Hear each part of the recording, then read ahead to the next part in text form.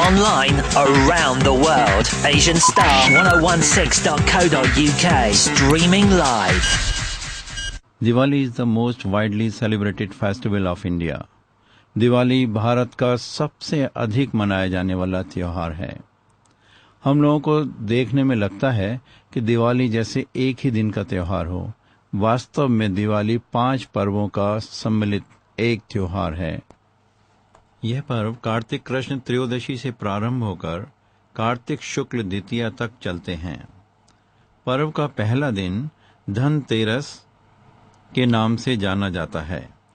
दूसरे दिन को हम नरका चौदस के नाम से जानते हैं और पर्व का तीसरा दिन मुख्य दीपावली का त्योहार है। पर्व के चौथे दिन को हम पड़वा के रूप में जानते हैं और पर्व के 5वें दिन को भाई दूज के रूप में मनाया जाता है। इस प्रकार धन त्रयोदशी से लेकर और भाई दूज तक ये 5 दिन तक चलने वाला त्योहार है।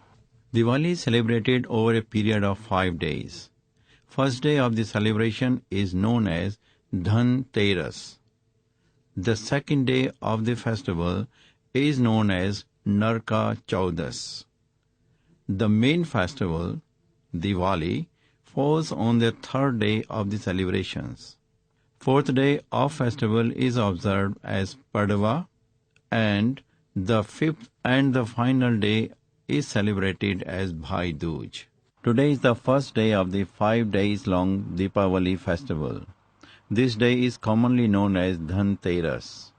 Dhan stands for wealth and Teras means 13th.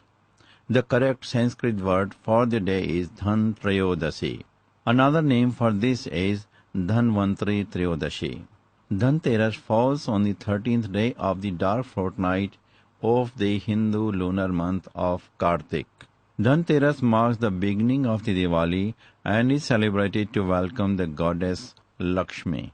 आज 5 दिन तक चलने वाले दीपावली पर्व का पहला दिन है। यह दिन कार्तिक मास के कृष्ण पक्ष की त्रयोदशी तिथि को पड़ता है। इसीलिए इसको साधारण भाषा में धनतेरस कहते हैं, जबकि सही संस्कृत शब्द धन त्रयोदशी है। इस दिन को धनवंतरी जयंती के रूप में भी जाना जाता है। यह दिन दीपावली के पावन पर्व के आने की पूर्व सूचना देता है। अतः इस दिन को लोग अपने घर में भगवती लक्ष्मी का स्वागत करते हैं। To mark the auspicious day, we clean, renovate and decorate our houses and business premises. We welcome Goddess Lakshmi.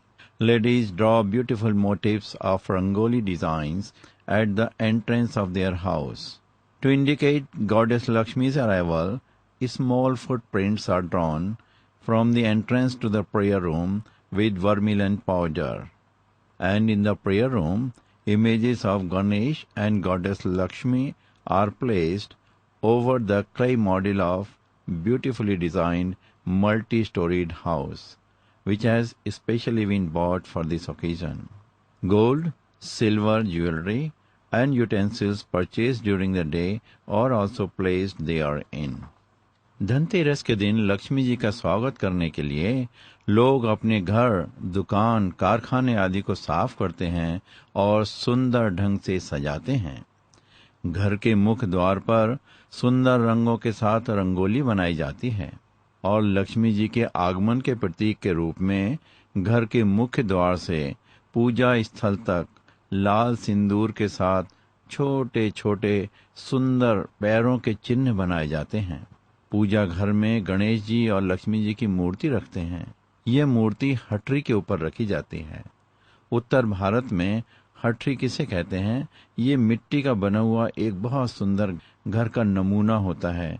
इसके ऊपर गणेश जी और लक्ष्मी जी की मूर्ति को रखते हैं और दिन में जो भी कुछ खरीदारी की गई थी, जो भी सामान जैसे ज्वेलरी और बर्तन, जो भी सामान खरीदा था, वो सब का सब भी हटरी के सामने रखा जाता है। There are 2 different legends behind celebrating Dhanteras.